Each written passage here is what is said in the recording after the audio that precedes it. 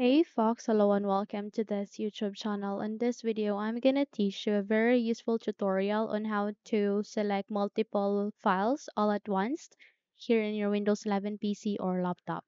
So without any further ado, let's begin. Firstly, we need to proceed at the button search bar and type for File Explorer.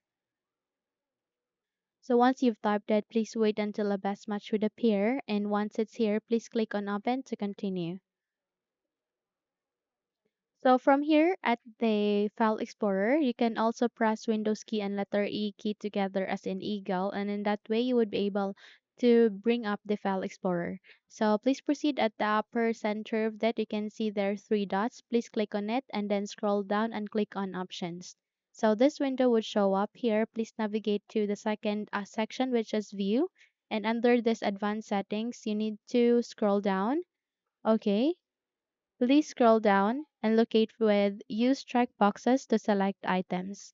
So under here, please click on Apply and then click on OK. Once you do that, please navigate to the location where you want to select the multiple files with. Okay, in my case, I'll be proceeding with this Windows. Okay. So from here, in order to select multiple files all at once, all you need to do is you need to select on it and you need to drag your cursor here. Okay, so please select the first. And if you would like to select from this file up to this file called assembly in my case, all you need to do is you need to locate your cursor here in this area and please drag the net here. Okay, so in that way, you have just successfully selected a multiple files all at once. Okay.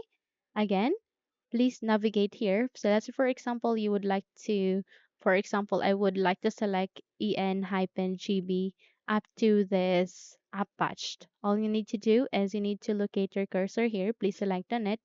And then you need to drag your cursor up to this one, which is the app patched. In that case, you have just successfully select a multiple files here in your Windows 11 PC or laptop. Okay.